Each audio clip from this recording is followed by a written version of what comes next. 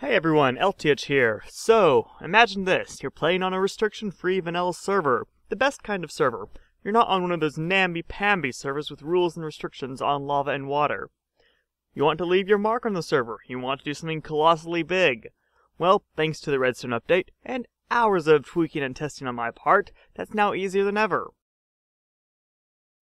Introducing the Super Compact Automated Mountain Placer, or Scamp, as I've come to call it. It builds mountains. Huge mountains.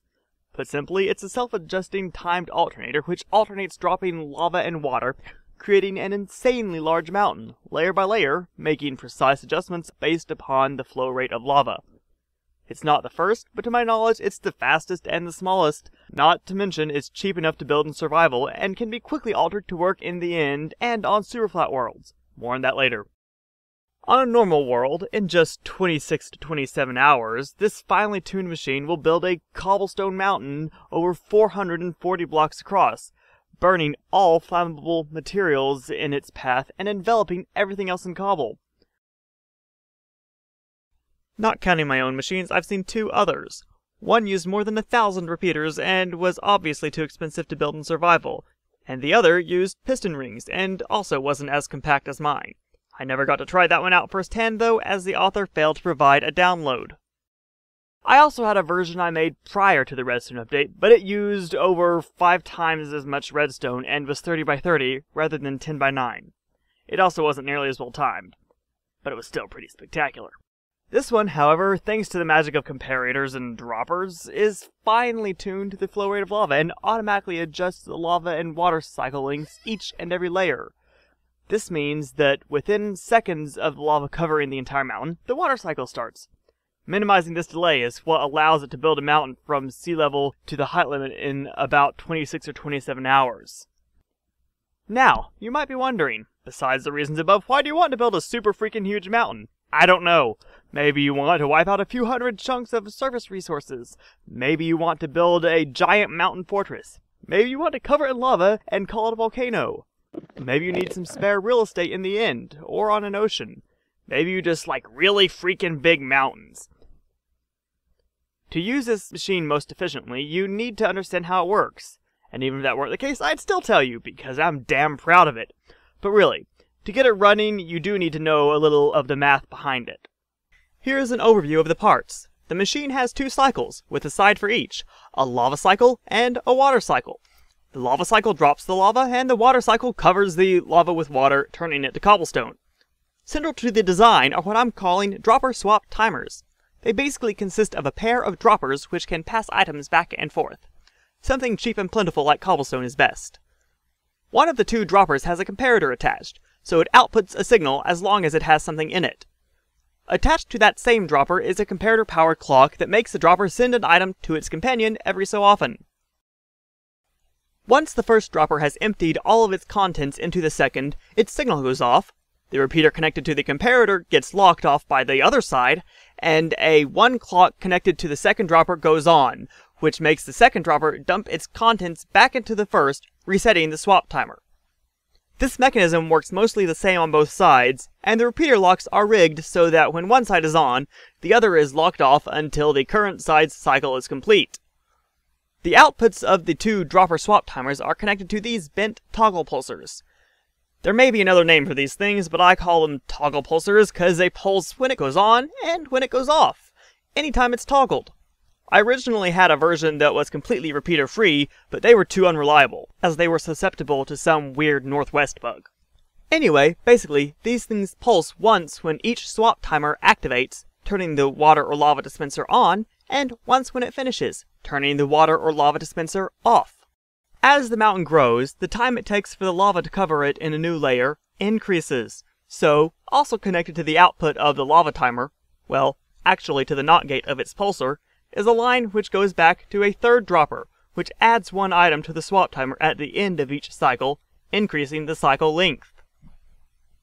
Inversely, as the mountain grows, the time it takes the water to reach the top of the mountain and cascade down it decreases. So, at the end of each water cycle, a hopper is activated by another pulsar, taking away 1 item from that swap timer. It also triggers one on the lava side for a different purpose, which I'll explain in a bit. Basically, for the most part, every level of the mountain is represented by an item in the lava cycle swap timer, and every level between the machine and the top of the mountain is represented by an item in the water cycle swap timer. However, because while one timer is running, the other is refilling, each timer must run long enough for the other to refill. Consequently, the water cycle hopper will need to be pre-filled to the point where it can hold most, but not all, of the items above, preventing the swap timer from dropping below the minimum refill time. Additionally, for the same purpose, we have a hopper connected to one of the droppers for the lava cycle.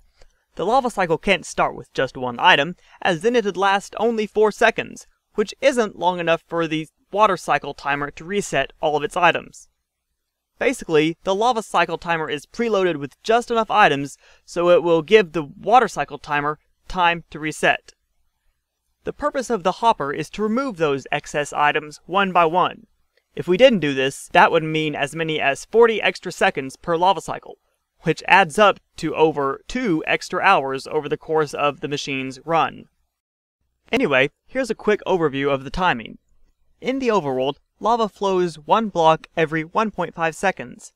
As the mountain grows, it develops such that somewhere around a third of its height is made up of down one, out one steps. That is, every step is over, down, 1.53, 1.53.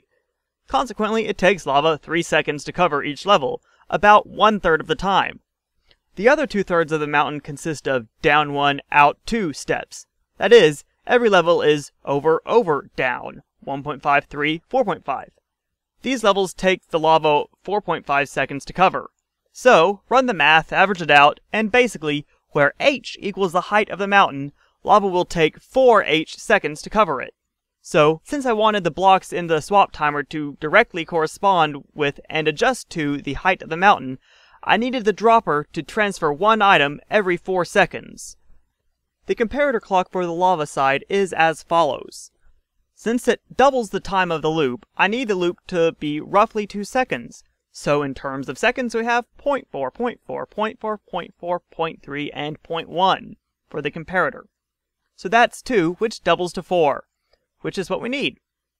As mentioned before, the water cycle is actually not dependent upon the flow rate of water, but on the time it takes for the lava to stop flowing from the dispenser and drain to the top of the mountain, allowing the water to cascade down. As I already mentioned, lava takes 1.5 seconds per block. This is also the speed at which it disappears, if flowing down in a single column.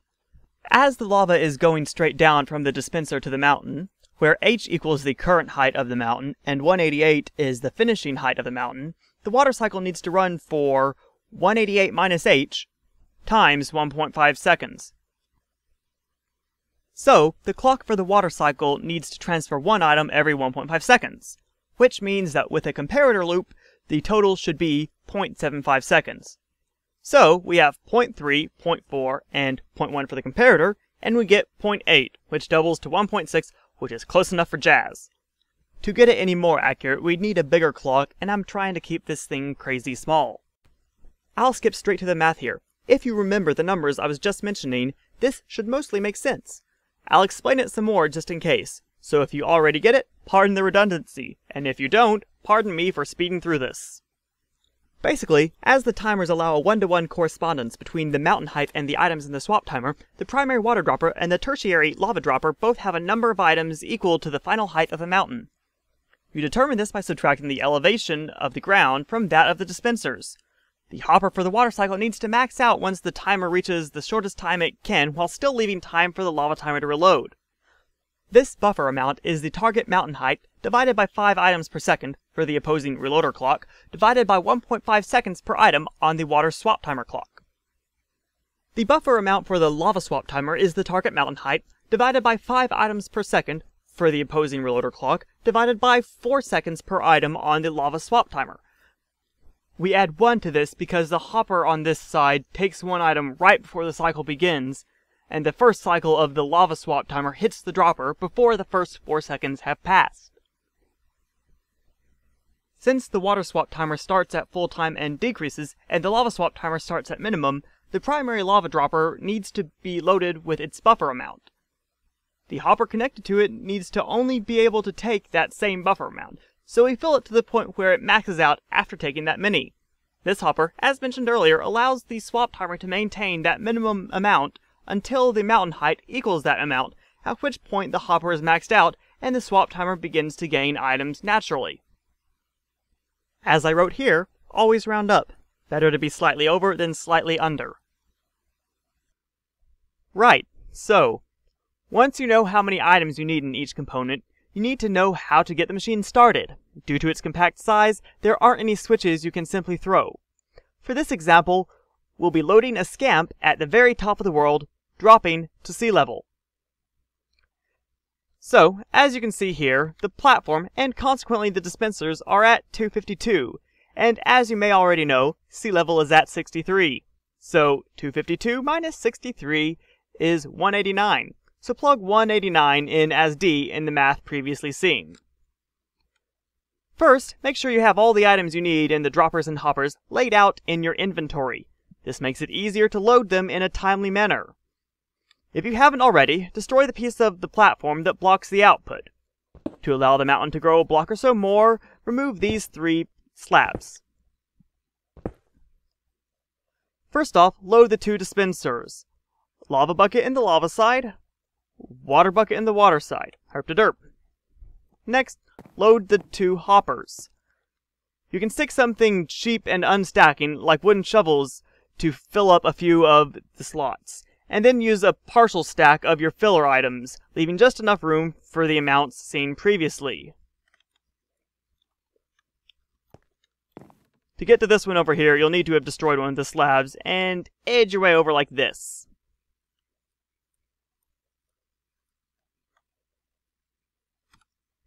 Then, load the tertiary lava dropper.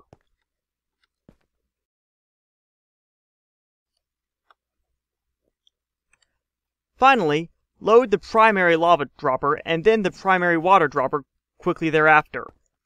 The machine will start as soon as it's loaded, so you'll need to load the other before the lava cycle ends.